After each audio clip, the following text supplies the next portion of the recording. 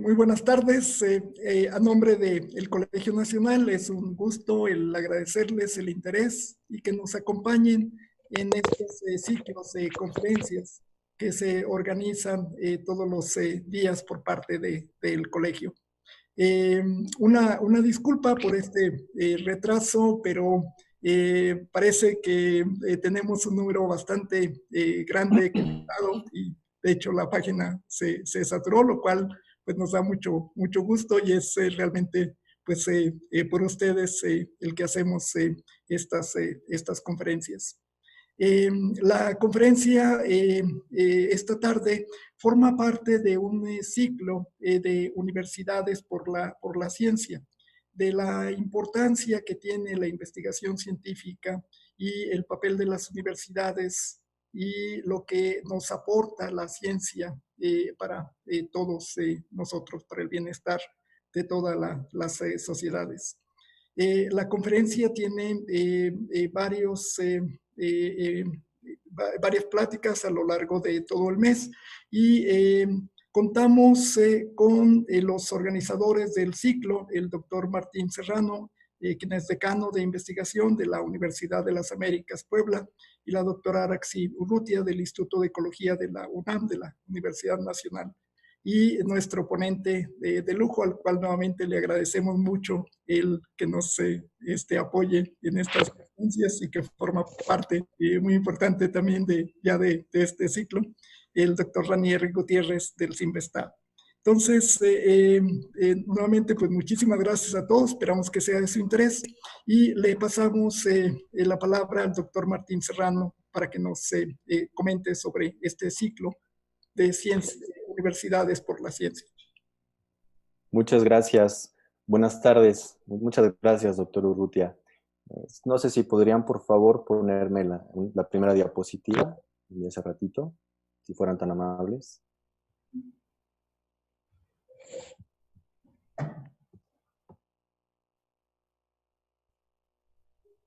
Muchas gracias. Ok. Como decía el doctor Urrutia, este es un ciclo de conferencias denominado Universidades por la Ciencia. Nuestro objetivo es acortar distancias, básicamente dar voz, presencia a investigadores nacionales e internacionales, con el fin de promover la colaboración en temas de investigación y de divulgación de la ciencia. Este es un esfuerzo en conjunto de la Universidad de las Américas Puebla, el Instituto de Ecología de la UNAM, por supuesto el Colegio Nacional, Biosfera 2, la Universidad de Arizona, el Centro de Ciencias Genómicas de la UNAM, la Universidad Autónoma Metropolitana Unidad Lerma, el Centro de Estudios Mexicanos UNAM Reino Unido y el Milner Center for Evolution de la Universidad de Bath en el Reino Unido. Sí, como decía el doctor Urrutia, va a ser un ciclo de conferencias. Si me permiten, les puedo presentar cuáles son las siguientes pláticas que se van a estar ofreciendo durante el mes de junio. Si me pueden pasar la siguiente diapositiva, por favor. Gracias. Nosotros comenzamos el 3 de junio una plática por el doctor Antonio Lascano, que se denominó Coronavirus, Origen y Evolución. Esta se llevó a cabo en la Universidad de las Américas, Puebla. Bueno, no de manera presencial, ¿verdad? Sino a distancia. La plática, el webinar que nos tiene aquí el día de hoy es a cargo del doctor Rainer Gutiérrez de Simvestab, que se va a llamar Las neurociencias del sabor dulce. El 11 de junio a las 6 de la tarde, también por Colegio Nacional, tendremos el webinar Las consecuencias de los cambios climatológicos en los suelos, océanos y selvas, a cargo del doctor Joaquín Ruiz. El 16 de junio, a las 12 horas, también en Colegio Nacional, tendremos el webinar El Pollo Magnífico, New Fossil Evidence on the Origin of Birds, por el doctor Daniel Field de la Universidad de Cambridge. El 23 de junio tendremos la historia de la domesticación animal a cambio del doctor Pablo Orozco de Cardiff University. Y el 30 de junio tenemos la plática a cargo de la doctora Vicky Hunt de la Universidad de Bath, que se va a llamar The Role of Small RNAs in Parasitism by a Gastrointestinal Parasitic Nematode. Y sin mayor preámbulo, les cedo la palabra a la doctora Araxi Urrutia, investigadora del Instituto de Ecología de la UNAM. Gracias. Hola, ¿qué tal? Espero que sí me vean y me escuchen. Es para mí un placer y aparte más difícil porque es difícil hacer justicia realmente a la carrera tan interesante y tan extensa del doctor Ranier. Él realizó sus estudios de licenciatura en la Facultad de Psicología de la UNAM.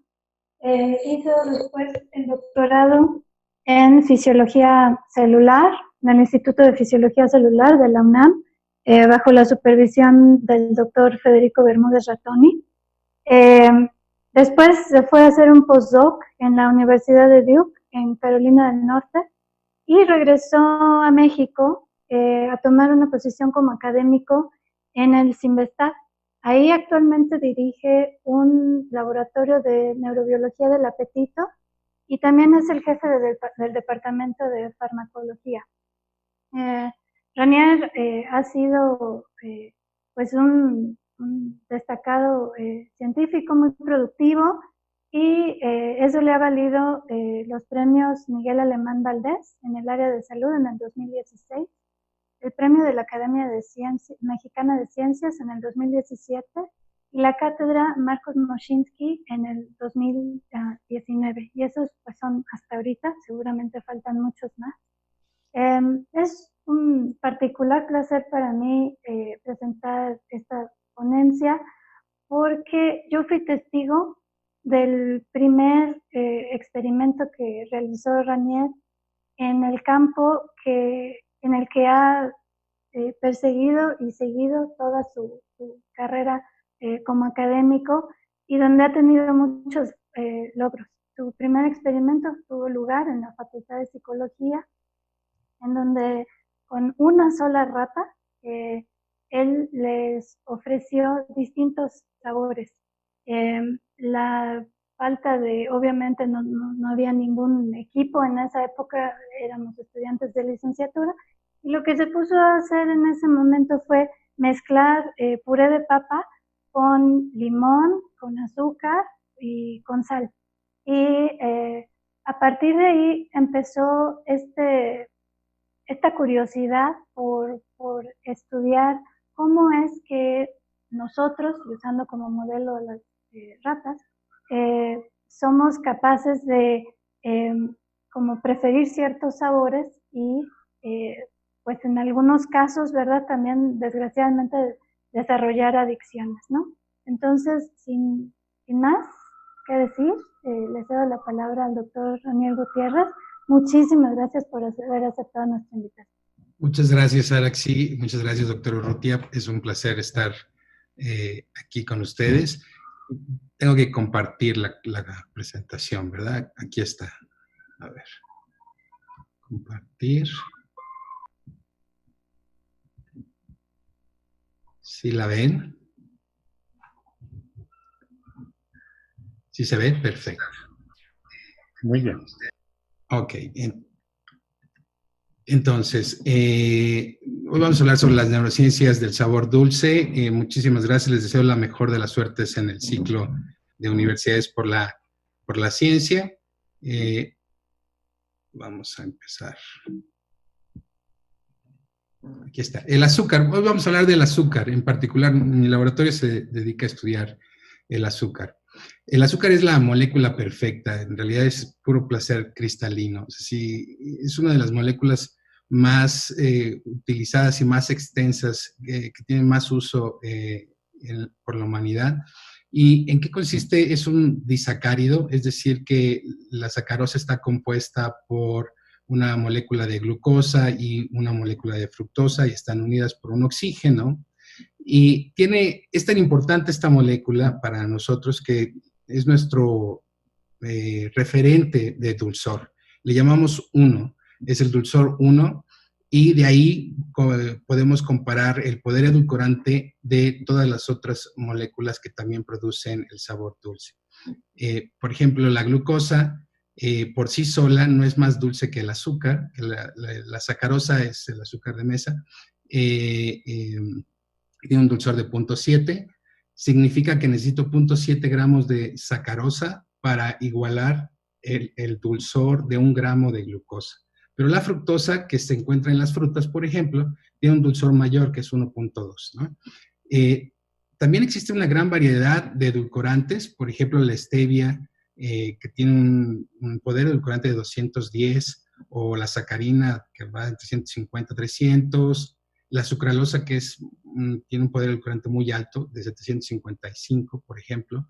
Eso quiere decir que necesito 755 gramos de azúcar para igualar el dulzor que produce 1 gramo de Splenda. Ajá. A pesar de que existen muchas moléculas que inducen el sabor dulce, todos estos sustitutos artificiales no han podido sustituir al azúcar en la preferencia de los humanos, ¿no? Entonces, la sacarosa es la más preferida por casi todos los mamíferos, también invertebrados, como las hormigas, por ejemplo, o las abejas, y también a mamíferos, incluyendo a los humanos. Ok. El sabor dulce per se sobrepasa el valor de recompensa, por ejemplo, de otras drogas como es la cocaína, ¿no? Aquí en esta gráfica que se muestra en el lado izquierdo, se puede ver este trabajo de Maggie Leonard, en donde primero hace adictas a las ratas a la cocaína. Son ratas en donde si aprietan una palanca, les libera cocaína. Entonces las ratas empiezan en los días -3, -2, -1, prefiriendo la palanca de cocaína, y después le da la libertad de elegir entre 2 palancas, la palanca de sacarina y la palanca de cocaína. Y sorprendentemente los animales empiezan a preferir la palanca que les libera sacarina. Es decir, que solamente el sabor dulce es más recompensante para los roedores que la cocaína. Entonces, esto nos habla un poquito del poder de atracción que tiene el azúcar, o en particular la cualidad del sabor dulce. Ahora, si nos podemos a pensar un poquito en desde cuándo los humanos desarrollamos el deseo por lo dulce, pues es muy probable que en realidad que venga esto desde la creación del ser humano. Por ejemplo, aquí vemos pintura rupestre, que es el hombre de Birkhoff, en donde se puede observar una silueta de una persona. Es difícil decir si es hombre o mujer, pero que está escalando unas lianas, en donde está metiendo la mano a este enjambre de abejas. Se ve también un contenedor en donde podría estar almacenando la miel. Esto quiere decir que esta pintura se data del año 8000 antes de Cristo. Quiere decir que siempre hemos buscado esta sensación de sabor dulce, en particular, pues la miel es la que la provee de forma natural.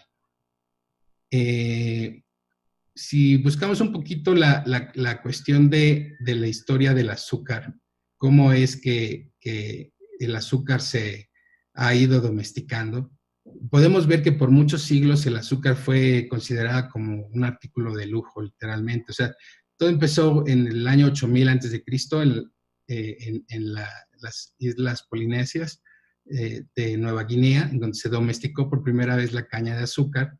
De ahí se fue exportando más bien esta tecnología de cómo producir la caña a China, a India, y en la India ocurre algo interesante. Ellos generan, empiezan a hervir el jugo de la caña y generan algo que ellos le llaman gur, que nosotros conocemos como piloncillo. Esto es desde el año 500 antes de Cristo. Después de ahí pasa a los persas y los árabes, y ahí a los árabes musulmanes, en donde ellos son los que producen el primer dulce. De hecho, es el dulce con almendras, le agregan almendras y se llama halva. Curiosamente, el otro día busqué en el internet y ya hay una versión de halva dietético sin azúcar, ¿no? Cosa paradójica de este descubrimiento. Cuando los árabes conquistan España, ellos llevan también esta tecnología del azúcar y los dulces. Y fíjense, es muy interesante, el primer registro de un barco cargado de azúcar que llega al Reino Unido está datado de 1319. Nosotros en América la conocimos gracias a Cristóbal Colón en 1492, y se piensa que nuestro deseo por el sabor dulce es tan fuerte que fue una de las causas, no digo que sea la única, pero fue una de las causas que fomentó la esclavitud, el traer esclavos de África hacia América para producir el azúcar. Entonces, esto es muy interesante. El primer uso del azúcar fue para enmascarar el sabor amargo de las medicinas, ¿no? Aún se sigue utilizando. De hecho, existe una película muy famosa en donde dice, con un poco de azúcar esa píldora pasará mejor, de Mary Poppins, y aún se sigue utilizando en jarabes, etc. El punto principal es que todo alimento procesado que se le adiciona azúcar incrementa sus ventas, y entonces ha incrementado muchísimo su uso a nivel mundial. Como les mencioné, por muchos siglos, esto quiere decir que por muchos siglos el azúcar fue considerada, de hecho, este artículo de lujo, en algunas ocasiones era bien visto llevar medio kilo de azúcar a una casa como un presente, ¿no? Entonces, eso habla de lo valioso que era el azúcar, pero ahora se ha vuelto un componente muy barato y muy fácil de conseguir, que, por ejemplo, estos son los consumo total a nivel mundial del azúcar, desde el año 2000, 2001 hasta el 2018, 2019, y podemos observar cómo hay un incremento lineal en el consumo de azúcar a nivel mundial.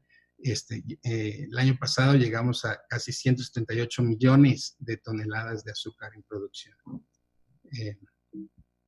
Okay. Entonces, la siguiente. ¿Cómo percibimos lo dulce? Eso es gracias al sistema gustativo. Y el sistema gustativo que tenemos evolucionó para detectar químicos con sabores dulces y a rechazar estímulos con sabores amargos, como la quinina, por ejemplo. Esto es fundamental para la supervivencia de la especie humana y de muchas otras especies. Gracias a esta capacidad de detectar estímulos dulces, podemos tener acceso o saber si un alimento podría tener nutrientes o no. Pero aquí se ve, son más de 50 moléculas entre aminoácidos y proteínas que inducen el sabor dulce. O sea, por ejemplo, aquí les muestro la estructura química. Tienen estructuras químicas muy distintas, pero todas inducen esta sensación de sabor dulce, como la fructosa, la glucosa o la sacarosa, que ya dijimos que es un disacárido porque se puede partir y formar estos dos monosacáridos. También tenemos el azúcar alcohol, por ejemplo, el xilitol, el eritritol o el sorbitol, se pueden utilizar, por ejemplo, causan menos caries, entonces se utilizan en las pastas dentales, ¿no? Cuando nos lavamos los dientes y sienten algo dulce, es precisamente porque se están utilizando estas estos tipos de azúcares. También hay ciertos aminoácidos, aunque los aminoácidos normalmente tienen sabor a carne, a umami. Hay ciertos aminoácidos, en particular los tipo D, como el D-triptofano, que también induce una sensación de sabor dulce. Tenemos una gran cantidad de edulcorantes no calóricos, como estos que se muestran aquí, la esplenda, la sacarina, acesulfamo, y también hay estas proteínas que inducen, de hecho, la sensación de sabor dulce más intensa conocida. Por ejemplo, la monelina tiene un dulzor de 3000. La taumatina y la braseína. Estas se encuentran en frutas que están en África, varias partes de la zona de África, no son muy conocidas en México, pero estos producen sensaciones de dulzor que duran por muchos segundos, y es muy intensa la sensación del sabor dulce. También se han descubierto supresores, por ejemplo, el supresor de dulzor como el lactisol. Este compuesto lo que hace es que reduce la sensación del sabor dulce que uno está experimentando. Si lo pruebas con azúcar, con una cucharada de azúcar, el azúcar te sabe un poco a arena, ¿no? No detecta su dulzor. Bueno, y podrías preguntarte, ¿para qué nos sirve tener un supresor del dulzor? ¿Qué función tiene? En algunos alimentos, por ejemplo, donde se requiere poner mucha azúcar, como en algunas jaleas o mermeladas, por ejemplo, cuando se pone mucha azúcar tiene un efecto secundario que es muy dulce y la gente le empalaga y no le gusta. Entonces, lo mejor es usar este supresor del sabor dulce, que es el lactisol, para poder poner más azúcar y no hacer que a la gente no le agrade tanto, porque le resulta palatable, muy empalagoso. Ok, entonces, todas estas moléculas que les he mostrado, una porción de ellas, pero en humanos hay cerca de 50, tienen una misma característica, una misma propiedad. Todas ellas son capaces de activar al receptor del sabor dulce. Aquí les presento lo que es el receptor del sabor dulce. Es un heterodímero que tiene 3 componentes. Esta parte que es el Venus flytrap, que es como una especie de Pac-Man, en donde el azúcar o la glucosa llega ahí y se cierra, y al cerrarse, esto causa una señalización intracelular en una de las células que llamamos célula receptora del sabor dulce, y va a desencadenar esa sensación que experimentamos de dulce. Se requiere que estén estos dos subunidades juntas para formar el receptor de lo dulce. Y fíjense cómo, por ejemplo, esta proteína que es la braseína es una proteína muy grande, en realidad no cabe en la ranura del receptor, pero lo que hace es que lo empuja y actúa en varios sitios. Es tan grande que puede empujar todo el receptor y lo activa. Y por eso generan esas activaciones o esas percepciones del sabor dulce mucho más intensas que el azúcar, porque tienen mayor afinidad al receptor. Ok, entonces aquí el principio fundamental que hay que tener en cuenta es que todas las moléculas que nos saben dulces, todas ellas son capaces de activar a este receptor, y este receptor es capaz de activar a esta célula receptora del sabor dulce. Por ejemplo, los gatos tienen un pseudogen en la subunidad T1R2, el cual no producen esta subunidad, y su célula receptora del sabor solo tiene esta subunidad, la T1R3, y por lo tanto no son capaces de detectar el sabor dulce. Ningún felino, un chita, un tigre, ni un gato, ni el gato que tienen en la casa, no pueden percibir ese sabor dulce. Tampoco las aves pueden percibir sabor dulce porque carecen de esta subunidad T1R2. Ok, entonces esto es muy interesante. Si noqueamos este receptor, si se hace un ratón knockout de este receptor, el animal es incapaz de detectar el sabor dulce de estas moléculas. Ahora, las 50 moléculas que les hablé es solo para los humanos, porque no todas son detectadas por los roedores. Por ejemplo, el receptor del sabor dulce es ligeramente distinto al receptor del sabor dulce en humanos. Tienen un 70% de homología. Y esa pequeña diferencia hace que nuestros mundos perceptuales sean muy distintos entre especies.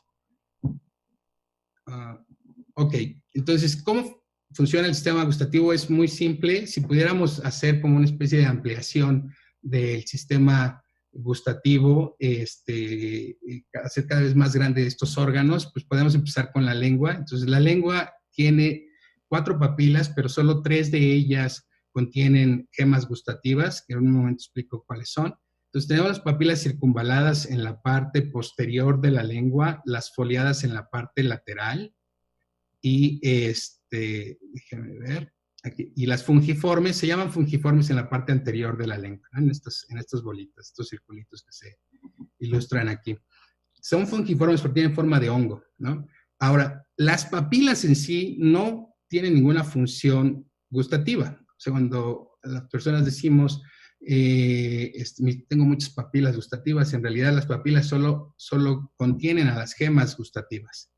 Las gemas gustativas son estas especies de cebollitas, digamos, es como una cebolla, o se ve también como una especie de ajo, una cabeza de ajo, y cada diente de ajo sería una célula receptora del sabor distinta. Hay una célula receptora del sabor específica para cada una de las cualidades del sabor. Por ejemplo, hay una célula que solo se activa con estas moléculas que inducen el sabor dulce. Hay una célula que se activa con el sabor amargo, con la cualidad amarga, con el sabor umami de proteínas o de carne, el ácido o el salado. Y al receptor, al activarse, va a activar a la célula y va a mandar esta señal a través de este nervio al cerebro.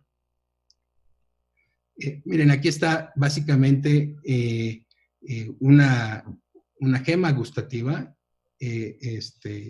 Algo muy importante que se me olvidó mencionar es que esta gema gustativa consiste entre 50 y 100 células receptoras del sabor. Ajá, y están en todas las papilas, es decir, que toda la lengua puede detectar todas las cualidades del sabor. Ajá, porque cada gema gustatoria va a tener la capacidad de detectar todas estas cualidades porque tiene una célula específica para hacerlo. Ok, aquí se puede ver, esta es una microscopía de un corte sagital de la lengua, en donde se ve la gema gustativa, en donde están las células, y hay este poro, este pequeño hoyito. Ahí es donde tiene que entrar el azúcar para activar a un tipo de célula, la célula receptora del sabor dulce, e inducir el sabor. Miren, aquí del lado derecho se ve el poro gustativo, es ese pequeño hoyito. Entonces el azúcar tiene que entrar a ese hoyito para poder inducir la sensación del sabor dulce.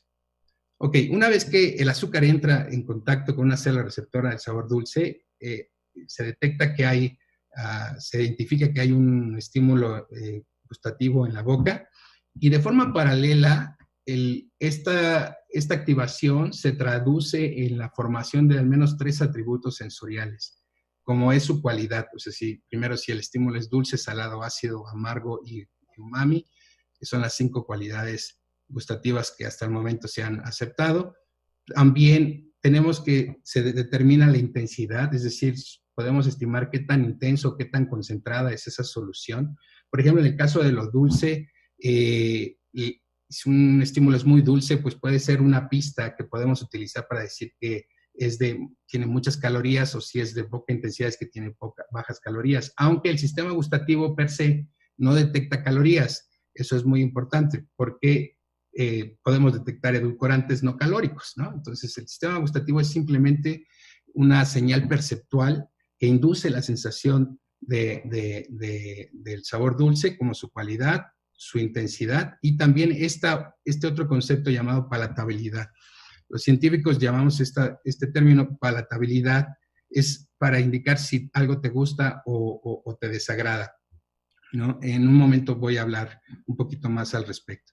Esos 3 atributos sensoriales conforman el percepto gustativo de lo que experimentamos como un sabor dulce. Y algo importante, si no se activan estos receptores, no vamos a poder percibir a ningún sabor como dulce. El trabajo de Charles Zucker ha sido fundamental para para entender el sistema gustativo. Y lo que él ha propuesto es que básicamente esta célula receptora del sabor, cuando llega a la sacarosa, se generan potenciales de acción que terminan liberando ATP, y esto activa un nervio que está inervando la lengua, y esta señal viaja a distintas regiones del cerebro. Este es un cerebro de roedor, llegando hasta una parte específica de la corteza gustativa primaria, que es la corteza insular. Por ejemplo, en esta parte anterior, aquí se piensa que llega la información gustativa, parte de ella, y cuando la activamos esta región se genera atracción, es decir, el animal empieza a mover la lengua como si estuviera saboreándose un sabor palatable. Y esta otra región llega información aversiva. Si se activa esta región por varios mecanismos que más adelante explicaré, se generan conductas de aversión, es decir, el animal hace esta conducta de abrir la boca para que el sabor se caiga o se salga de la boca porque no le agrada, o se limpia la boca. Ajá. Ok. Y esta respuesta de palatabilidad, el tercer atributo, es innato, está conservada en todas las especies. O sea, si le ponemos una gota de azúcar a un ratón, a un chimpancé recién nacido, a un humano recién nacido, de forma innata empiezan a mover la lengua de forma apetitiva para consumir. Por el contrario, si le ponemos una gota de un sabor amargo como la quinina, las tres especies muestran esta conducta de boqueo, que es de abrir la boca para que el sabor se salga, no les agrada. Y esto es una característica innata que tiene el azúcar. Por eso es parte de lo que nos atrae tanto del azúcar. De forma innata se generan movimientos palatables que nos facilitan consumir más azúcar. Okay.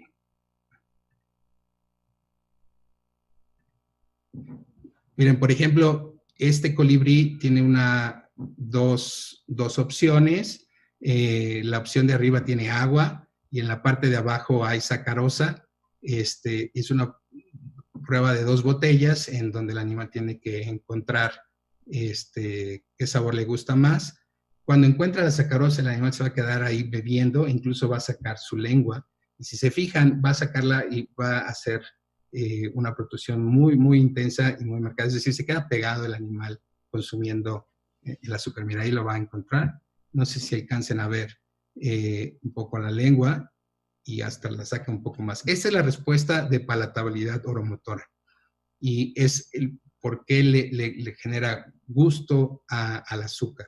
El azúcar es el estímulo que induce más fuerte esta respuesta.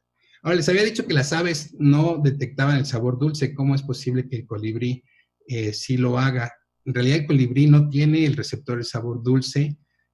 Lo que hizo fue que reprogramó el receptor al sabor de umami, que es de proteínas, y lo modificó de tal forma que dejó de funcionar como un receptor de proteínas, pero ahora detecta el sabor dulce. Entonces, por eso puede explotar el néctar de las flores, que lo necesita esta fuente de energía primaria para poder generar ATP para aletear tan rápido.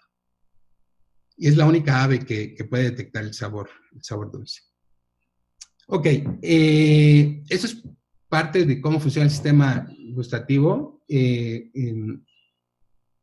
pero no solamente tenemos respuestas de percepción gustativa, también hay unas señales periféricas, o sea, más allá del sistema gustativo, el estómago, el intestino, también está detectando procesos independientes al sabor, que es, por ejemplo, el valor nutricional. Es decir, podemos engañar parcialmente a la lengua con edulcorantes no calóricos, pero al estómago no lo podemos engañar. El estómago va a detectar ciertos nutrientes, en particular le interesa la glucosa. Es el estímulo que es más recompensante para el estómago, para el intestino. Por ejemplo, si le damos los trabajos de Iván de Araújo y Anthony Sclafani y recientemente del doctor Charles Zucker, han demostrado claramente que si le das la opción a un animal de palanquear para obtener una infusión intragástrica de glucosa o una infusión desplenda intragástrica, pero que no tiene calorías. Los animales, al paso del tiempo, prefieren palanquear el estímulo que les va a dar glucosa.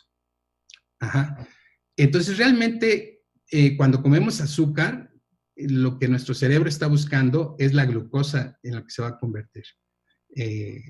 Gran parte de las azúcares, como la fructosa, también se terminan metabolizando y convirtiendo en glucosa. Entonces, el estímulo que busca el estómago es la glucosa. Y no podemos engañar a este estómago. Y esto es todavía más interesante porque han demostrado que ratones knockouts, ya sea el TRPM5 o el T1R2, T1R3, que no tienen el receptor de lo dulce, y este es otro vía de señalización de lo dulce, de tal forma que estos ratones no pueden detectar el sabor dulce. A pesar de ello, pueden desarrollar preferencia por una infusión intragástrica de glucosa. Es decir, que la detección del valor nutricional de la glucosa se detecta por una vía independiente a su sabor dulce. Entonces, la sacarosa hace dos cosas distintas a lo que hacen otros edulcorantes. Otros edulcorantes van a liberar dopamina, pero solamente en lo que le conocemos como la vía ventral, en donde se libera la dopamina principalmente por la sensación de lo dulce del edulcorante, pero la sacarosa va a liberar dopamina en dos regiones del cerebro, en el estriado dorsal y en el estriado ventral. Es decir, va a liberar dos veces dopamina. Es doblemente recompensante, una por su sabor dulce y otra por su valor nutricional detectado en el intestino.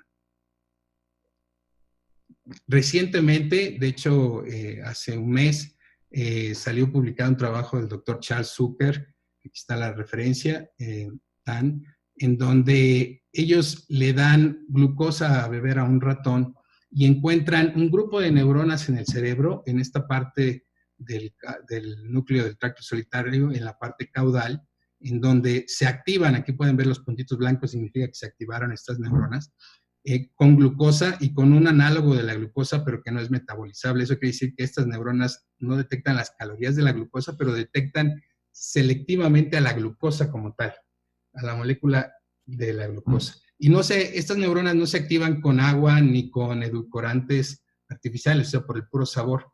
Ahora, lo importante de este circuito es que cuando las silencian a estas neuronas, es decir, hay formas actuales en las neurociencias donde podemos silenciar o prender a las neuronas a través de métodos de optogenética. Más adelante explicaré también un poco más de eso.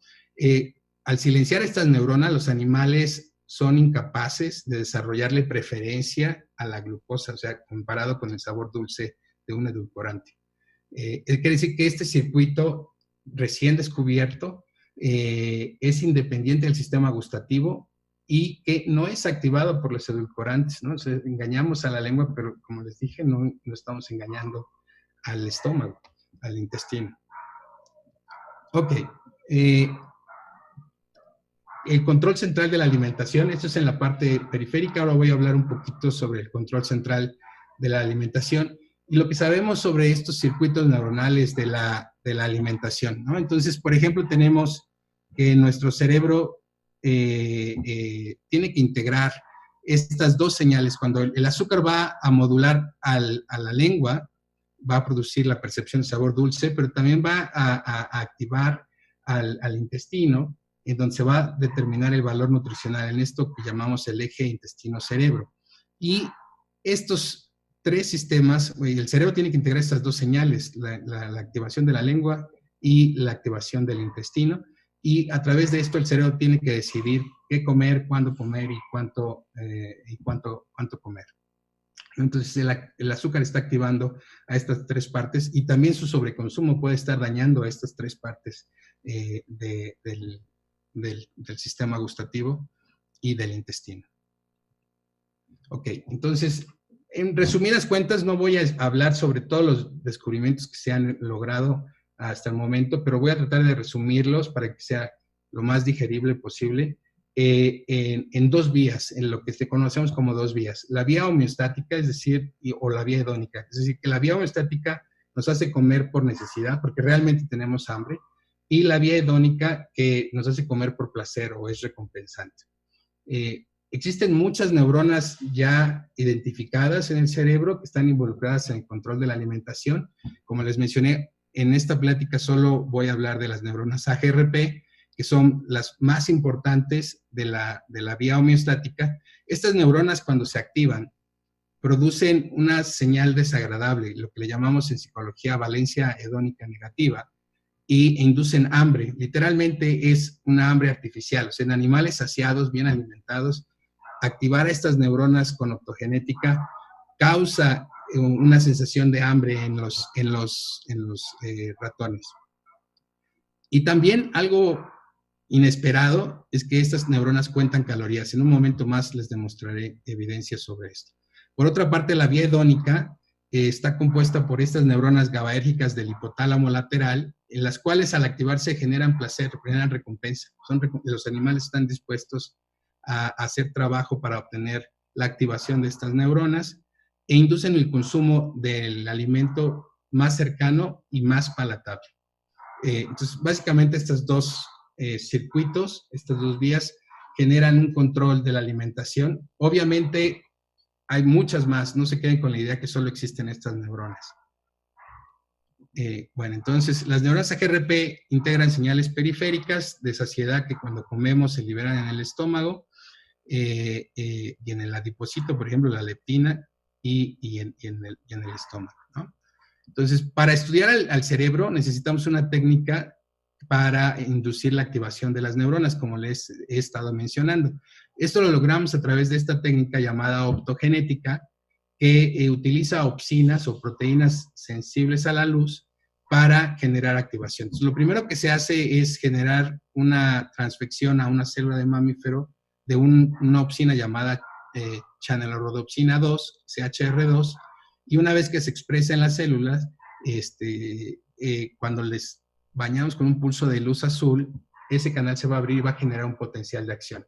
Entonces, ahora lo que implica con esta técnica es que yo al poner una luz al cerebro, puedo inducir la activación de, por ejemplo, de estas neuronas AGRP y puedo ver qué es lo que sucede con ellas, ¿no? Como ya les adelanté un poquito.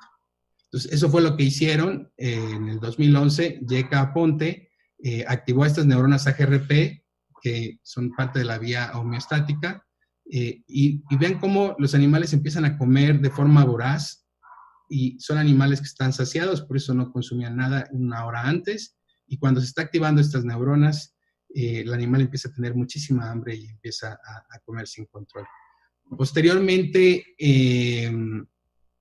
se descubrió, por ejemplo, en otro trabajo de Scott Sterson, en donde lo que hace es aparear el consumo de esta gelatina amarilla con la activación de las neuronas AGRP, ¿no? Entonces, lo que hace es cada vez que el animal va a comer la gelatina amarilla, le activa las neuronas AGRP, y por más que coma, jamás va a silenciar estas neuronas AGRP, simple y sencillamente porque el experimentador las está activando de forma artificial. Lo interesante es que cuando le da la opción a elegir entre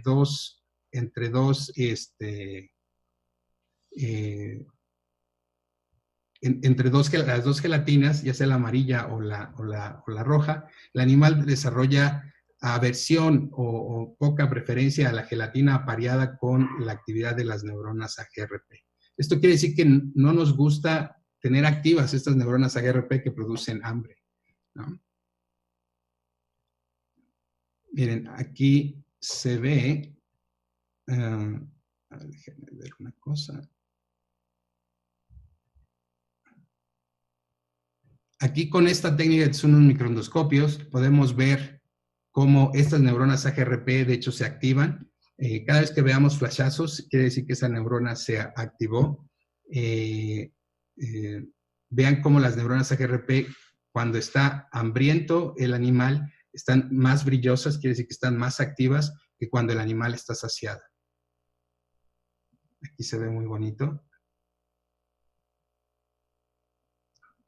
Y este es un animal hambriento, tiene activadas las neuronas AGRP, y cuando se le da la comida, con solo verla, vean cómo se silencian estas neuronas AGRP. O sea, no necesitan comer, con solo ver la comida, es suficiente para silenciar a estas neuronas, ¿no? Entonces, esto causa mucho interés porque ¿cómo es posible que puedan detectar calorías si cuando ven la comida se inhiben estas neuronas?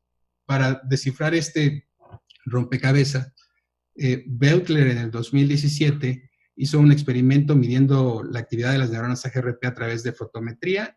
No entraré en detalles para no aburrirlos, pero básicamente lo que se ve aquí es que cuando el animal ve un chocolate, pero que está enjaulado, es decir, que lo puede oler, lo puede ver, pero no lo puede comer, estas neuronas AGRP se silencian, pero se silencian de forma breve.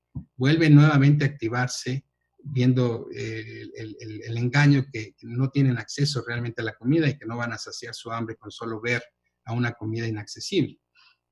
Posteriormente, cuando se libera el chocolate y ahora el animal tiene ya acceso a la comida, se puede observar cómo hay una disminución en su actividad, aquí en este recuadro color rosa, y esa inhibición dura ahora sí muchísimo, mucho más tiempo y es mucho más sostenida, ¿no? Entonces, lo que implica es que al inhibirse las neuronas AGRP, pueden predecir si un alimento va a saciar su hambre, porque ya han tenido experiencia con ese alimento y ya han aprendido que es un alimento que tiene calorías. Entonces, con solo verlo es suficiente, pero también tienen que consumirlo. Ahora, si inyectamos glucosa directamente al estómago, de forma intragástrica, se puede ver que distintas concentraciones de glucosa causan una inhibición de estas neuronas de forma mucho más marcada. Es decir, que también no solo pueden predecir que un alimento va a tener calorías, sino que también lo detectan si realmente tuvo calorías en el estómago y las va contando de alguna forma. Es como una especie de calculadora de calorías que no sabíamos que el cerebro la tenía. Aquí resumo un poco lo que sabemos sobre cómo funcionan las neuronas AGRP. Digamos que la actividad de las neuronas codifica una especie de impulso por comer, es decir, el hambre, ¿no? Entre mayor sea su actividad, y aquí en tiempo cero es el tiempo desde la última vez que se comió, entonces entre más tiempo pasa, más hambre se va acumulando, entonces la actividad de las neuronas AGRP va incrementando, y llega a un máximo donde tiene el animal que ir a buscar comida. Cuando ve una pista que le señaliza comida, se inhiben, pero si la comida está inaccesible, vuelven nuevamente a activarse. También se puede observar aquí, que cuando ya la comida está accesible, esta inhibición es mucho mayor y mucho más sostenida, de tal forma que el tamaño, la magnitud de esta inhibición, de hecho, está contando calorías. Vean que la escala está invertida. Entre mayor sea la inhibición y más duradera sea esta inhibición, más calorías el sujeto es que ingirió. Esto es lo que hacen estas neuronas. Y ahora voy a explicar la otra vía, la vía hedónica, la vía que nos hace comer por placer, ¿no? En este caso, en los roedores, están estas neuronas llamadas GABAérgicas en el hipotálamo lateral. Vean que las AGRP están en el arcuato y las neuronas GABA están en el hipotálamo lateral. En el 2015, Jennings demostró que la activación de estas neuronas GABAérgicas del hipotálamo lateral puede inducir un consumo voraz en los animales. Pero no sabíamos por qué realmente y por qué estaban comiendo. No sabíamos si inducían hambre o qué es lo que están induciendo estas neuronas. Entonces, en nuestro laboratorio utilizamos el ratón transgénico BIGAT-CHR2 para activar estas neuronas con optogenética, y lo que observamos es que efectivamente al activarlas el animal va a ir a beber sacarosa. Aquí está en esta cajita un bebedero con sacarosa. Vean que si la activación ocurre muy lejos del puerto, el animal tarda en ir a beber, pero una vez que está cerca del puerto, entre más cerca esté, es más probable que el animal se quede enganchado y empiece a comer o a alimentarse. Cada vez que se activan estas neuronas mientras está la luz azul, vean por ejemplo ahí, regresa inmediatamente cuando se les activa, se apaga el láser y también el animal deja de comer. Es una relación uno a uno. Aquí se puede ver del lado derecho que la probabilidad de que el animal vaya y coma o lengüetee está en función de la distancia, de qué tan lejos fue el sitio de activación o si está muy cerca del puerto central. Entonces, estas neuronas GABAérgicas del hipotálamo lateral promueven el consumo del alimento más palatable que esté disponible. Y esta pregunta la contestaron dos miembros de mi laboratorio, Aquetzali y Jorge, estudiantes de doctorado, en donde le dieron al animal, al ratoncito, activación de las neuronas GABA. Y 3 opciones para beber. En un puerto tenían sacarosa al 18%, en el centro agua, y en el puerto, otro puerto lateral, tenían sacarosa más diluida al 3%. Entonces, lo que hacían los animales control era lengüetear, obviamente, por la sacarosa más concentrada, pero rápidamente iban saciándose y dejaban de beber. Y bueno, estos animales de entrada ya estaban saciados, pero el azúcar es capaz de hacer que uno coma un poco más, ¿no? Entonces, igual sucede en los roedores. ¿Qué sucede cuando activamos a las neuronas GABA en el ratón transgénico? Pues se observa un fenómeno muy, muy robusto en donde el animal básicamente come o lengüetea azúcar al 18% de manera muy extensa, solamente durante los periodos o los bloques de estimulación. Es decir, que el animal de hecho deja de comer el azúcar cuando no se está activando estas neuronas GABA. Pareciera como si se generara una especie de sinergia entre la activación de estas neuronas recompensantes y el consumo de azúcar. Y le resultara mucho más placentero comer solamente cuando están estas dos condiciones presentes, ¿no?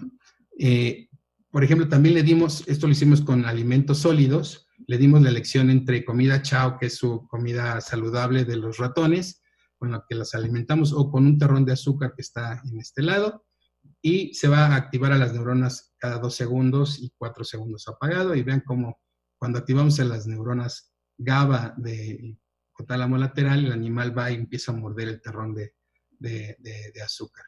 Ahí explora el chow, pero regresa nuevamente a beber, a comer sacarosa. Entonces, estas neuronas GABAérgicas lo que están haciendo es que le están enseñando al animal a consumir el estímulo o el alimento que sea más palatable y que esté disponible en su alrededor. Finalmente, el experimento clave es demostrar si podíamos aumentar la palatabilidad de cualquier estímulo que estuviera cerca de la activación de estas neuronas. Para lograr esto, hicimos una cajita en donde teníamos un bebedero, y en el mismo bebedero podía haber ensayos en donde se liberaba agua, 3% sacarosa o 18%. Entonces tenemos que el animal control obviamente lengüetea más, tiene mayor palatabilidad para la sacarosa al 18% que para el agua en todos los casos. Pero en el animal transgénico lo que hicimos fue que ahora solo activamos cuando el animal estaba bebiendo agua. Y sorprendentemente, vean que la tasa de lengüeteo aumenta selectivamente para los ensayos de agua. Incluso es mayor la respuesta de palatabilidad que la que observamos con la sacarosa al 18%. Cuando hacemos el otro experimento, pero ahora apareamos la actividad de las neuronas GABA a la sacarosa al 3%, los ratones empiezan a lengüetear muchísimo esta concentración, mucho más que el 18 o que el agua. Y si ahora activamos cada vez que el animal consume la sacarosa más concentrada, pues vemos todavía un efecto mucho más marcado. Es decir, que estas neuronas son capaces todavía de potenciar más la palatabilidad del sabor dulce. También inducen el consumo de alimento más cercano. Esto lo comprobó otro estudiante del laboratorio, Alan Mistak, en donde generó una cajita en donde hace el tracking del animal de forma en línea, y le pusimos varios estímulos. Si quería activar a las neuronas GABA tenía que visitar el centro. Ese es un sitio que a los animales no les gusta, es un sitio abierto, pero sorprendentemente los animales transgénicos iban al centro para activar estas neuronas y consumían el alimento más cercano que estuviera a su alcance. Tenían varias opciones. Ahora, movimos la estimulación, el sitio de estimulación del centro, ahora al pellet, y vean cómo deja de visitar el centro y se la pasa todo el tiempo en estos pellets de chocolate. Vean cómo los tira, ¿no? Básicamente. Y si movemos el sitio de estimulación ahora del pellet, pero lo llevamos a la comida más saludable, que es el chow, pues el animal se queda consumiendo el chao. Y es lo que consume más y está más tiempo en esa zona. O sea, básicamente el alimento que esté más cerca de cuando se activan esas neuronas es lo que el ratón va a consumir.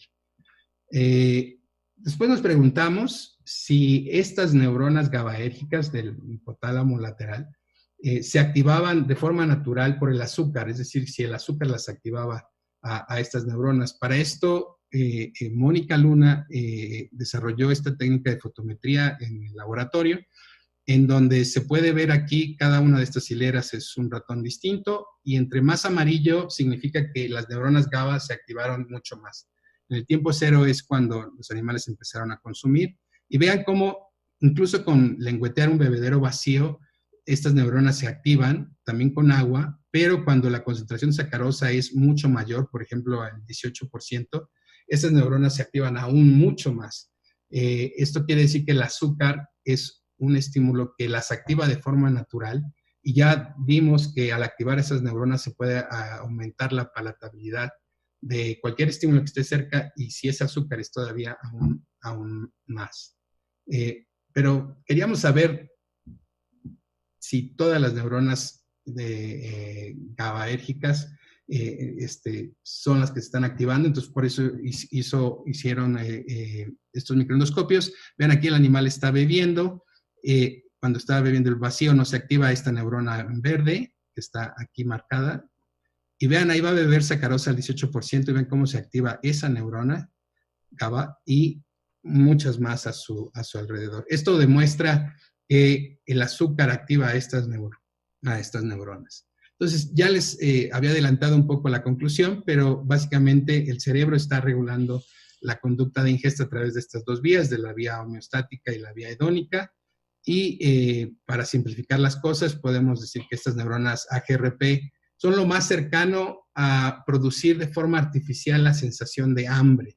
Se induce una sensación de hambre. Cuando se activa, el sujeto deja de hacer cualquier actividad y tiene que ir a comer para silenciar a estas neuronas, porque producen una sensación desagradable tener activas a estas neuronas AGRP. Por otra parte, las neuronas GABAérgicas generan recompensa al activarlas y van a enseñarle al animal a comer el estímulo más palatable que esté disponible en su ambiente.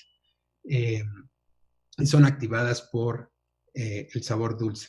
Gran parte de lo que les comenté en esta charla se encuentra publicado en esta revisión que hicimos al principio del año, por si alguien quiere entrar en más detalles al respecto. Bueno, solo me queda agradecer a mis colaboradores, especialmente al doctor Sid Simon en Duke University, que hemos sido grandes colaboradores por muchos años, al grupo de trabajo, a Diana Quetzali, Jorge Luis Islas, a Mónica Luna, Alan Stack, Miguel Villavicencio y Esmeralda Fonseca, que son miembros del laboratorio, y a las fuentes de financiamiento. Este proyecto de investigación ha recibido financiamiento de Fronteras, de CONACYT, de Problemas Nacionales, de Productos Medics, de la Fundación Miguel Alemán y la Cátedra Marcos Moschinsky. Estamos muy agradecidos por su apoyo y muchas gracias.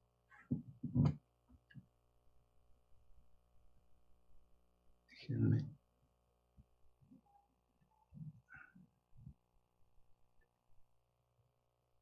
Bueno, con eso concluiría mi charla. Muchas gracias, doctor. Si nos permiten un segundito, pasaremos ahora a la sección de preguntas que va a estar a cargo de la doctora Araxi Urrutia. Araxi, por favor. Sí, nada más déjenme. En este momento está terminando también la transmisión en Facebook. Un momento.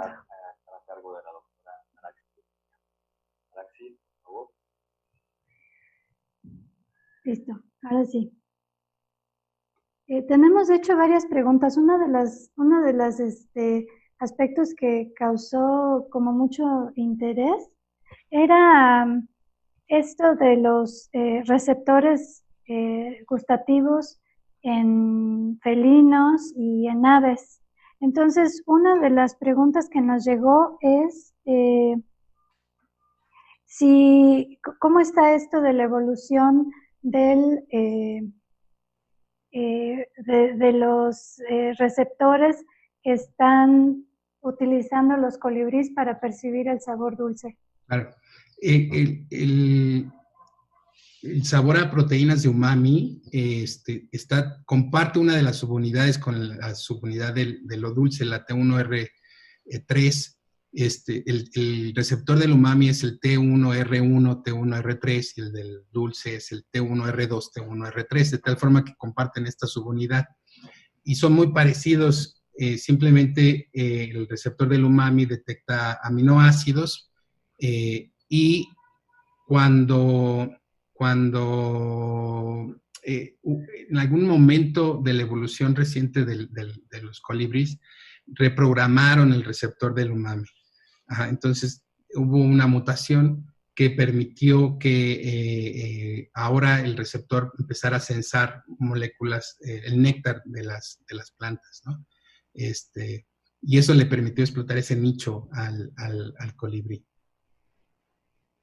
Ok.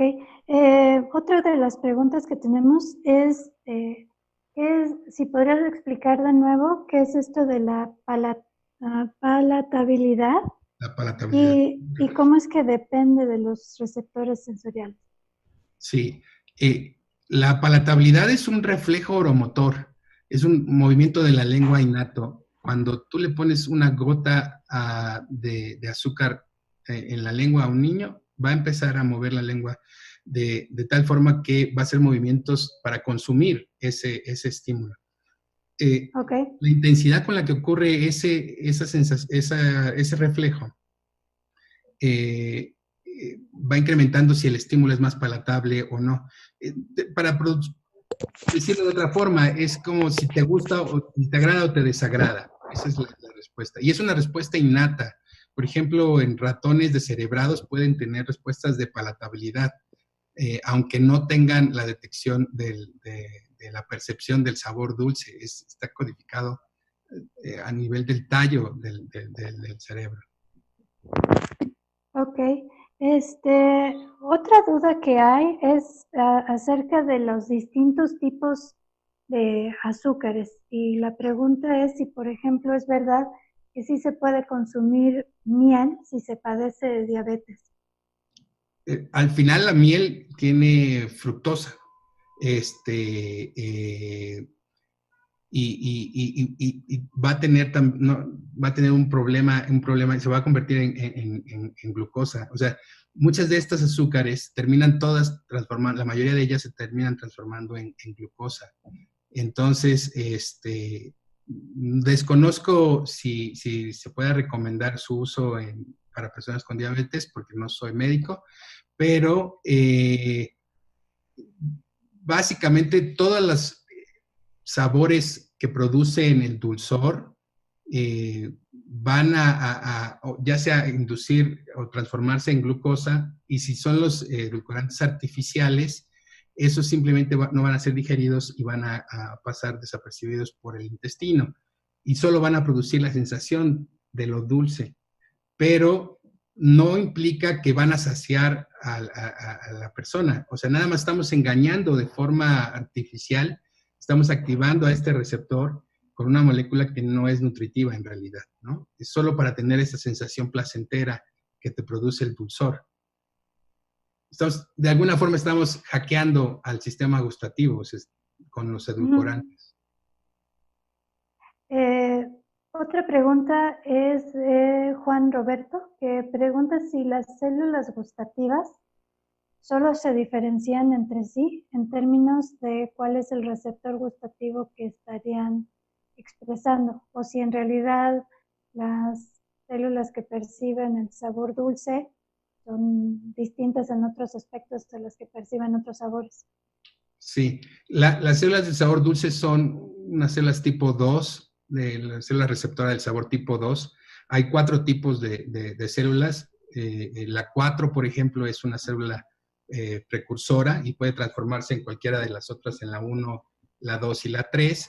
La célula receptora del sabor dulce, del umami y del amargo y también de la sal son tipo 2. Las tipo 2. Estas tipo 2 tienen una característica en particular muy interesante. Tienen microvellosidades que las sacan, de hecho, en ese hoyito que les mostré, que es el poro gustativo, y en esas microvellosidades van los receptores. Entonces, básicamente están expuestos estos vellosidades esperando a que los químicos lleguen y activen a estos receptores. Ahora, hay una célula tipo 2 específica para el umami, otra célula tipo 2 específica para lo dulce y otra para el amargo y otra para lo salado.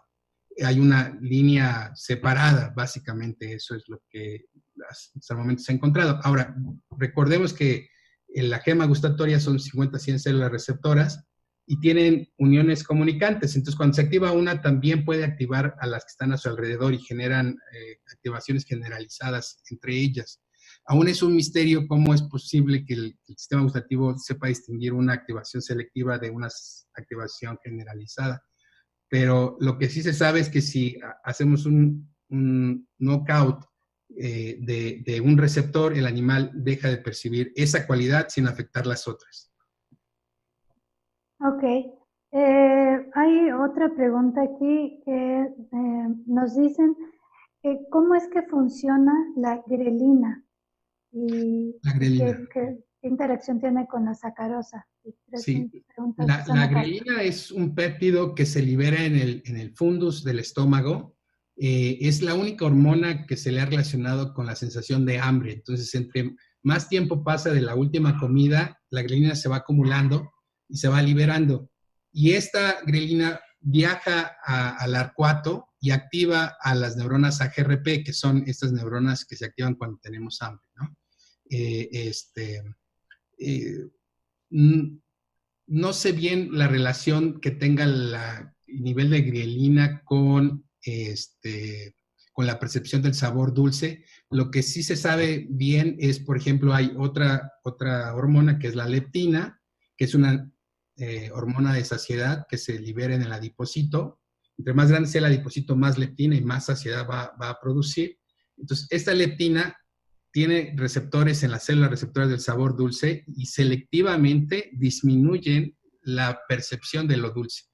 Curiosamente, en sujetos sanos, la leptina fluctúa a través del día, tiene un ciclo circadiano. En la noche es cuando está más alta y el umbral de detección de sabor dulce se aumenta. Entonces, no tenemos este deseo por comer más dulce en la noche, probablemente por estas fluctuaciones en leptina y cómo están afectando la actividad de las células receptoras de sabor dulce en la lengua. Ok, hay varias preguntas, de hecho, que creo que se pueden tratar de resumir un poquito en una, que sería si es posible tratar de como disminuir lo adictivo que es el sabor dulce. Si el sabor dulce es más adictivo que las grasas, y si es más problemático consumir azúcares o consumir grasas. Ok, muy interesante las preguntas. El sabor dulce, el sabor dulce va a inducir esta sensación perceptual, pero también va a generar la parte postingestional, ¿no? Entonces, recuerden que son estas dos vías, que antes no teníamos mucha información sobre esta vía de detección del efecto nutricional de la glucosa. Entonces, ¿cómo algo interesante, si los edulcorantes, por ejemplo, activan mucho más eficiente el receptor de lo dulce, porque tienen mayor afinidad, inducen mayor sensación del dulzor, ¿por qué no son más preferidas? Es decir, que no son tan adictivas, ¿no? Ninguno de estos edulcorantes ha sido capaz de destronar el consumo del azúcar. Entonces, no podemos disminuir la adicción al azúcar usando edulcorantes, porque de hecho van a activar más al sistema gustativo y de forma más eficiente, pero lo que les falta es el efecto postingestional, ¿no? Entonces, que eso sí lo logra la sacarosa, se transforma en glucosa, y es la glucosa lo que realmente le interesa al cuerpo, y es un componente esencial para la vida, es un nutriente esencial, la glucosa. Entonces, si queremos disminuir el potencial adictivo del sistema gustativo, es simple y sencillamente es reducir su consumo de todas las azúcares, de todos los edulcorantes. No hay otra, porque es parte de cómo funciona nuestro organismo. Ok, entonces... Y respecto a la segunda pregunta era si las grasas, ¿verdad? Las grasas. Sí. Hay algo muy interesante que ocurre cuando le preguntas a una persona cuántas calorías estás consumiendo si les das grasa, pueden decirlo muy bien, o sea, pueden decir tantas calorías están consumiendo. Tenemos un buen sistema para detectar las calorías que provienen de las grasas. No es tan eficiente cuando probamos lo dulce, ¿no? Entonces, lo dulce no es tan fácil saber cuántas calorías están presentes, pero ocurre algo muy interesante cuando se combinan, se genera un efecto sinérgico, y este efecto sinérgico de la grasa y el azúcar produce el estímulo más placentero que uno puede experimentar, es el helado, ¿no? Y en ese caso, el cerebro no puede decir cuántas calorías están consumiendo. Y básicamente todos los alimentos palatables o procesados están explotando esta propiedad de sinergia entre la grasa y el azúcar para producir un alimento que además la gente está más dispuesta a pagar más por un alimento que tiene grasa y azúcar, una galleta, por ejemplo, que si le das solo azúcar o solo grasa por separado, ¿no? Ok, porque hay algunas personas que dicen que prefieren cosas saladas a cosas dulces. Bueno, es muy compleja la pregunta, no lo sé.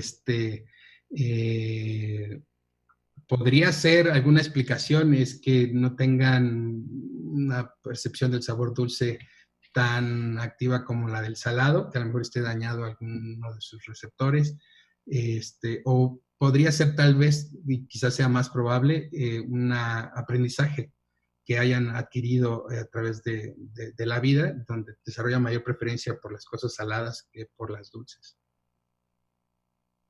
Ok, tal vez otra pregunta complicada. ¿Por qué a veces sentimos que estamos empalagados? ¿Es una saturación de esos receptores o es otro proceso? No, el empalagamiento de hecho es una señal aprendida. Obviamente, entre más azúcar, mayor es la concentración, más vamos a sentir la sensación de empalagamiento, pero en realidad es un aprendizaje calórico que hicimos hace mucho tiempo. Cuando tú pruebas un alimento por primera vez, no sabes si es calórico o no, entonces lo vas a consumir, lo primero que experimentas es si es dulce, qué sabor tiene, etcétera, etcétera. Y después, con el paso de las horas, de forma inconsciente, se genera un aprendizaje calórico, que es lo que le causa la preferencia a la glucosa, por ejemplo, ¿no? Al sabor dulce, que ocurre en el estómago, y es inconsciente este aprendizaje, no tenemos que estar pensando. Con solamente beber una cosa o probar una cosa una vez, vamos a aprender que ese estímulo es capaz de producir saciedad, ¿no? Pues eso sería. Ok, a lo mejor tenemos otros minutitos para... vamos a pasar unas preguntas un poquito más a nivel celular o molecular. Una pregunta es, ¿qué pasa con los receptores y neuronas involucradas en la regulación de apetito cuando se está en una dieta de restricción calórica? Eso sí se sabe. Cuando pones a un animal sin comida, a un ratón sin comida, estas neuronas AGRP van a estar sobreactivadas. Estas neuronas que producen hambre. De hecho, se piensa que esa es una de las razones por las cuales el hacer dieta falla en muchos casos, ¿no? Entre más periodo pasa sin alimento o entre más periodos sin comer, estas neuronas AGRP van a estar sobreactivadas. Y recuerden que lo que se ha encontrado en los roedores es que no les gusta tener estas neuronas AGRP sobreactivas. Es esta sensación desagradable que sentimos cuando tenemos hambre. Eso la están produciendo. Y las AGRP se van a activar mucho más, ¿no? Hasta llegar a cierto punto en donde o el sistema aprende a ignorar esa señal de hambre o va uno y come y se acaba el asunto porque ya estas neuronas AGRP se silencian y nuevamente uno está saciado. Ok. Me movió un poco la pregunta, un momento. Nos preguntan también cuántos son los genes que están involucrados en la percepción del sabor dulce. Bueno, solamente son los TAS R1 y el TAS R2, R3, perdón, que son los genes que codifican las subunidades de los receptores del sabor dulce. No sé si a eso se refiere. Sí, sí. Okay. Sí. Otra pregunta por Amanda BG. Dice si se podría ayudar a poder seguir una dieta si se inhibieran a las neuronas GABAérgicas.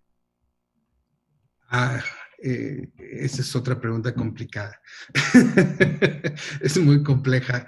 Y el problema de hacer esta clase de predicciones es que estas observaciones que hacemos, estamos haciéndolas en condiciones muy controladas, en un animal, en un roedor, que está en una jaula, que no tiene mucho contacto con otras personas, pero en los humanos tenemos un componente social muy, muy fuerte. Tenemos estas neuronas GABA y también tenemos estas neuronas AGRP, pero yo no sé qué pasaría si las activáramos en un humano. No sé si la persona iría a comer inmediatamente o pensaría, hay reglas, etiquetas sociales que me dicen, en este momento no puedo ir a comer, tengo que dar una conferencia. Entonces, probablemente hay un control todavía más fuerte en el cerebro humano para controlar estos instintos de alimentación. Obviamente voy a sentir hambre si las activo probablemente, pero es una especulación, no se han logrado hacer estos experimentos, básicamente solo se han hecho en roedores. Una observación interesante que estamos explorando es si silenciamos estas neuronas GABA, podemos hacer que la persona deje de comer.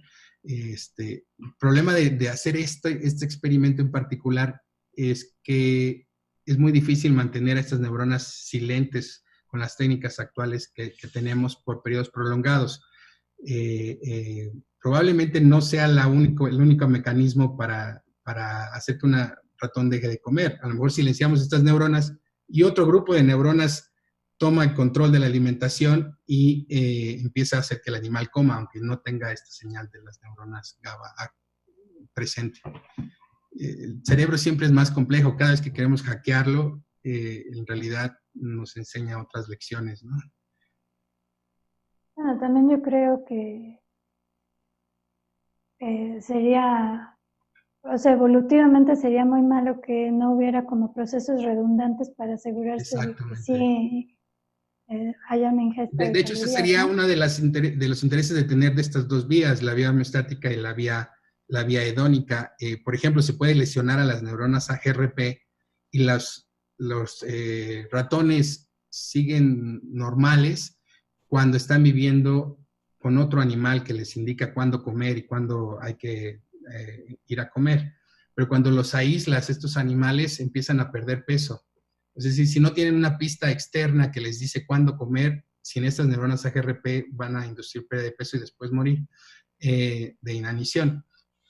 Pero si les das una dieta alta en grasa a estos roedores sin las neuronas AGRP, entonces ahora el sistema hedónico gana y de hecho empiezan a ganar hasta peso, ¿no? Entonces, efectivamente, podría ser beneficioso para el sistema seleccionar estas dos características, un control neuronal de alimentación por alimentos palatables y otro por cuestiones homeostáticas, ¿no? Solo cuando realmente tengo hambre.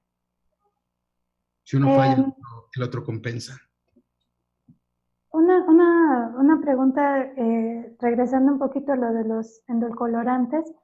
Nos preguntan que cómo es que el consumo de estas como azúcares falsas en realidad podrían estar promoviendo que terminemos consumiendo aún más calorías y no menos.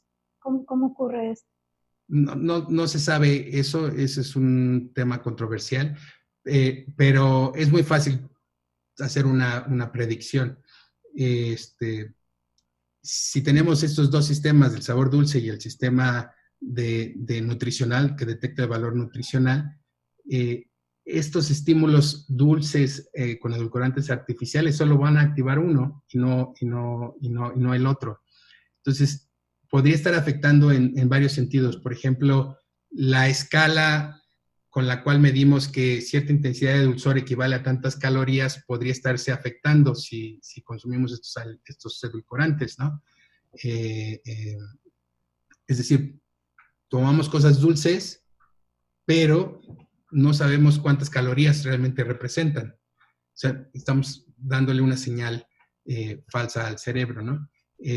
No se ha demostrado que en humanos sean muy dañinos el consumo de los edulcorantes, cuando es su uso moderado, por supuesto, pero sí debemos de tener ya ahora como más consciente de que es solamente una activación, la mitad pues de la activación del sistema gustativo, ¿no? No es una activación completa.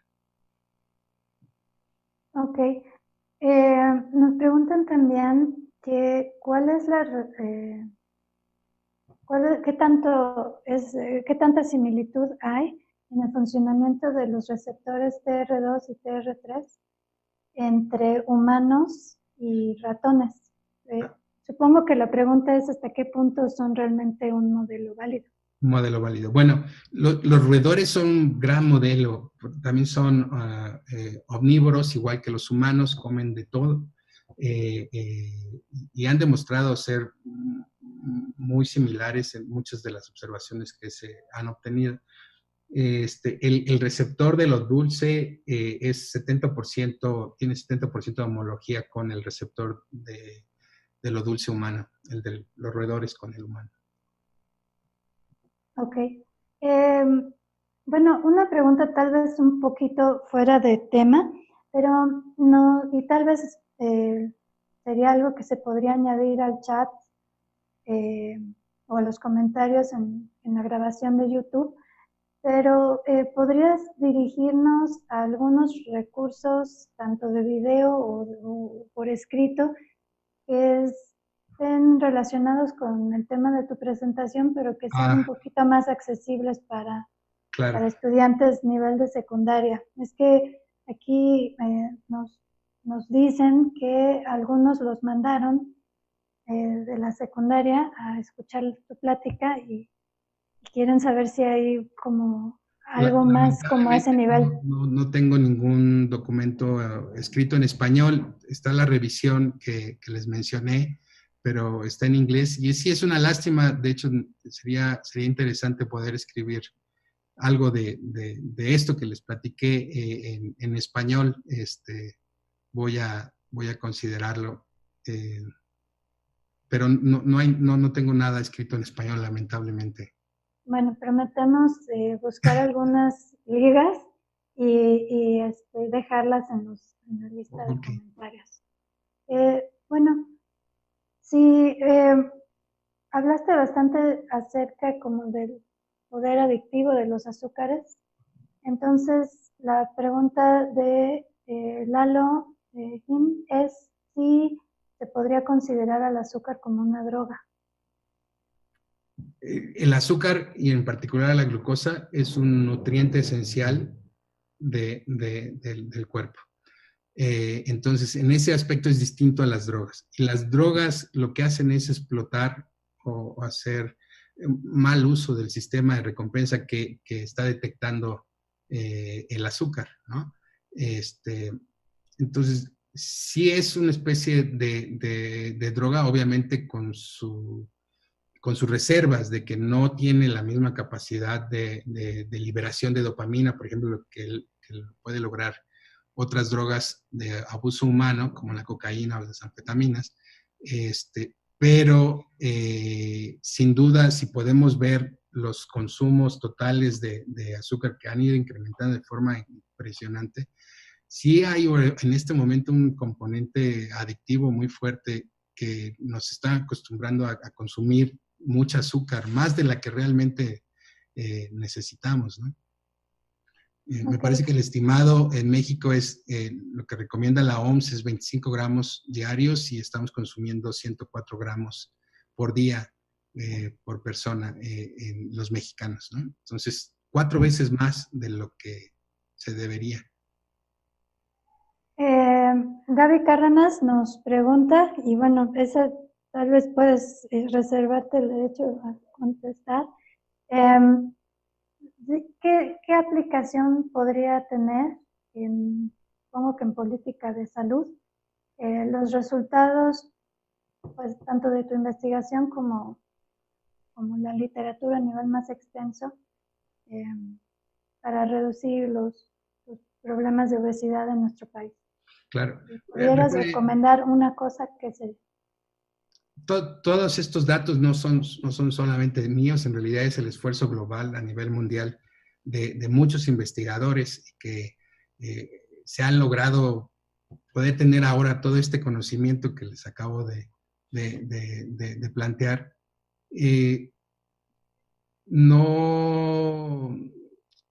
La recomendación en realidad es dejar de tenerle tanta confianza a nuestro sistema gustativo. O sea, no todo lo que percibamos como dulce significa que es nutritivo. Y quizá debemos de empezar a desconfiar de nuestra lengua, ¿no? O sea, de nuestro sistema gustativo. Porque lo que hacemos en realidad es muy interesante. Un resumen que hicieron de varias compras que hicieron las personas que compraban en Amazon sobre alimentos, se encontró que la mayoría de las personas se quejaban de que los alimentos tenían mucha azúcar. No que tuvieran poca, sino que tenían mucho azúcar, les resultaba como muy desagradable el producto por eso. Entonces, tenemos que empezar precisamente a hacer eso y lamentablemente muchas de nuestras decisiones de compra las basamos solo en la percepción de sabor dulce, decimos esto está rico y solo experimentamos esos sabores cuando en realidad hay toda una gama de sensaciones gustativas muy complejas, muy ricas que podemos experimentar cuando tratamos de reducir un poquito el azúcar de nuestra dieta. Bueno, yo creo que vamos a concluir. Voy a decirte la última pregunta para la que tenemos tiempo y muchísimas más, y muchísimas gracias por todos los comentarios. Ali Caballero nos pregunta qué pasa a nivel neuronal cuando se están consumiendo endulcorantes que no tienen calorías versus aquellos que sí las contienen. Sí, solo activas la dopamina en la parte ventral del estriado, pero no en la parte dorsal. Entonces, la dopamina en la parte dorsal se activa cuando también tiene contenido calórico o nutritivo. Eso se libera nada más la parte de placer inducida por el sistema gustativo. Pero vean el sistema gustativo de ahora en adelante como nada más una sensación perceptual, es una especie de pista que podemos utilizar para predecir si el alimento es solo dulce, y normalmente lo usábamos para saber si era nutritivo, pero ahora con los métodos de alimentación actuales, industrializados, pues esta señal innata que el sistema gustativo cuenta ya no sirve porque está siendo hackeada pues por la industria alimenticia para vender más, ¿no? Porque basamos mucho en esta percepción. No compramos por lo nutritivo del alimento, sino por su sabor, ¿no? Que sepa bien, ¿no? Es lo que queremos, que tenga sal, que tenga azúcar, etc. Entonces, dejemos de confiar en el sistema gustativo. Bueno, sí, es más fácil decirlo que hacerlo. Sí, por supuesto. Pues no sé si quieras hacer algún otro comentario final. Y si no, pasaríamos algunos saludos y agradecimientos.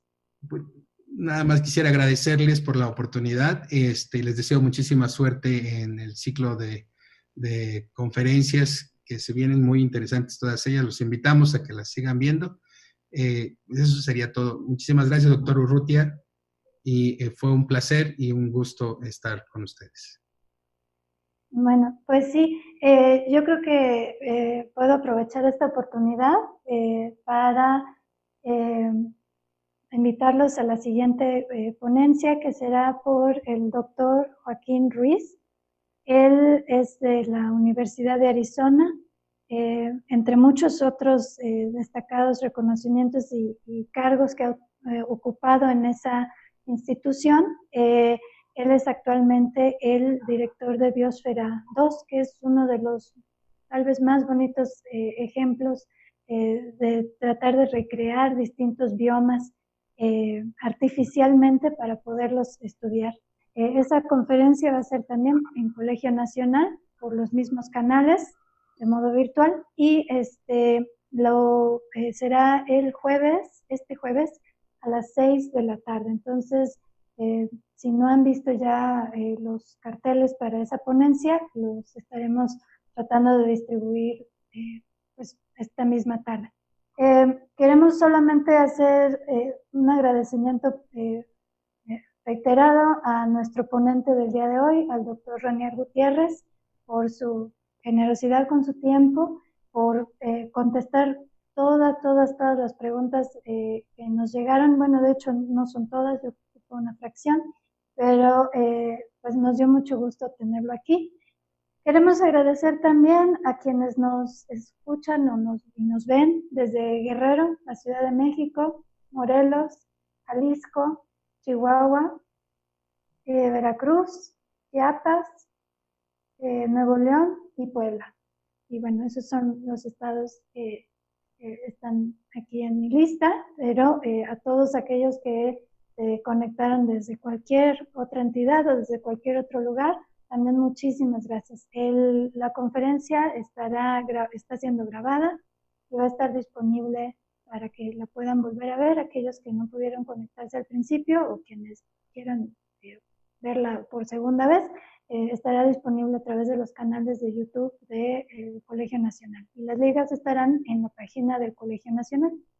Para aquellos que tuvieron problema entrando a la página del Colegio Nacional esta tarde, eso fue porque había demasiado tráfico y se saturaron. Entonces, si tienen problemas para ver cualquier otra ponencia o ver los detalles en el futuro, les recomendamos que vayan directamente a los canales de YouTube del Colegio Nacional o el canal o la página de Facebook del Colegio Nacional. Y pues básicamente eso sería todo de mi parte. A nombre de todos los organizadores, les doy las gracias otra vez y nos vemos el jueves.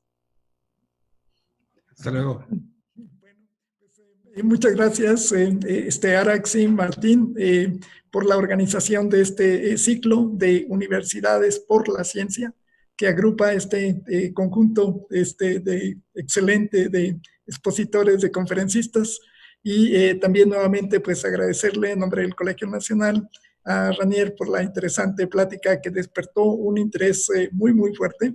De hecho, pues lo que se mencionó fue que tuvimos una saturación de entradas al colegio, lo cual ocasionó literalmente el colapso del sistema. Entonces, pues muchas felicidades, Araxi, Martín, y este ciclo de conferencias va a durar a lo largo de todo el año, y incluyendo conferencistas de otros países.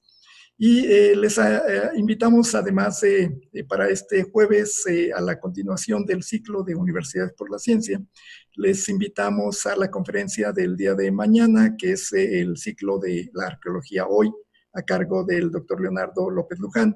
Y la conferencia mañana es sobre la evolución del cuerpo humano a través de la imaginación, a cargo de Juan Manuel Argüelles, que de hecho tienen aquí la invitación.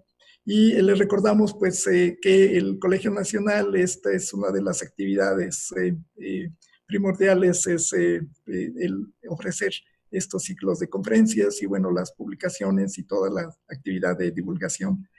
Agradecemos también a todo nuestro personal en el colegio que hace posible esto y que de hecho nos ha permitido el estar con ustedes y acompañarnos el día de hoy. Muchas gracias, muy buenas tardes a todos. Muchas gracias a todos, hasta luego.